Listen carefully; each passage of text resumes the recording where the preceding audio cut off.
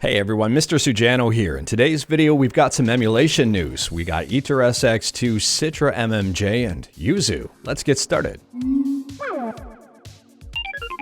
Alright, to kick things off, we'll start out here with Citra MMJ, an amazing 3DS emulator on Android. A lot of people were wondering whether or not Citra MMJ was still in active development. It had been a number of months since we saw any updates for it, but just recently we did get a few updates, so it's still active. That gets a big thumbs up. Now, there is one update here that says Android storage access. I don't have a phone with a micro SD card slot in order to test this one out.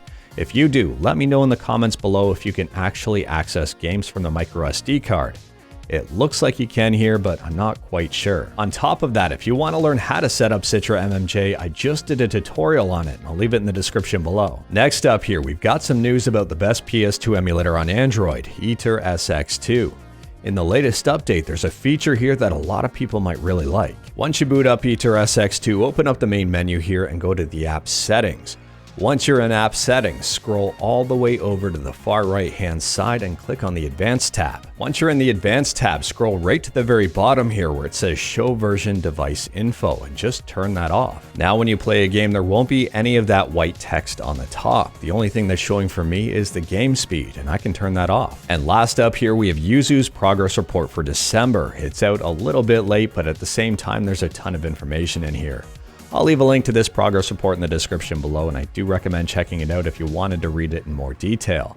In this video, I'm just going to pull out the highlights. First up here, they've implemented a set of workarounds to fix issues with GLSL. GLSL stands for OpenGL Shading Language. And if we take a look at the fixes, this is at a really high level, but this is the before and, well, this is the after. The slider on the website is a lot of fun to play around with. And this is effective in both the development builds and in the main builds of the emulator. Next up here, they've also fixed some graphical issues in a few different games by changing the way YUZU decodes a single video stream.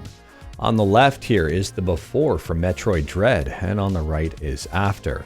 It's not perfect, there is still some flickering, but it's a massive improvement. They've made some updates to the Vulkan API to improve emulation with Immortals Phoenix Rising. It's still kind of broken, but they are making progress. And Lego City Undercover is now playable. They've also made updates to the Vulkan headers to fix shadow issues in games like Zelda Skyward Sword and Xenoblade Chronicles 2. This is the before and, well, this is the after, and it looks a heck of a lot better. Now, if you play Shin Megami Tensei 5, they fixed a memory issue here, or a memory leak. So your gameplay experience should be a lot more enjoyable. And speaking of memory issues, it looks like Bravely Default 2 is now fixed. They've added support for gamepad hotkeys, so if you like to play YUZU while sitting on the couch with a controller, you might want to check out the hotkeys section of the general settings menu. There are some pretty interesting things you can now do with a controller. And speaking of the controller, they've also fixed a few things here, including validating to make sure you have the proper controller type when playing a game. If a certain game does not support a certain controller type, you won't be able to use it. And last up here, they've made some changes that may improve certain games. For example, Pokemon Sword and Shield, Dead or Alive Extreme 3 Scarlet, Donkey Kong Tropical Freeze, and surprisingly here, The Witcher 3 Wild Hunt. Now, The Witcher 3 Wild Hunt will boot, but it's pretty much unplayable at this point. At least they're making progress. And last up here, this one was surprising, Ring Fit Adventure. You can now play the first level. And please note that these were just some of the changes that were brought to YUZU. There's a heck of a lot more here and a lot more detail than I just provided. So again, check out the link in the description below. But anyways, that is all I've got for this video. Short, sweet, and to the point, all stuff and no fluff. Hopefully this information was helpful and also kind of exciting to hear. Let me know what part of this news was your favorite in the comments below.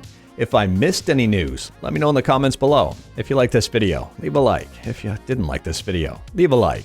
Hit that subscribe button, check out my other videos. Thank you everyone, take care.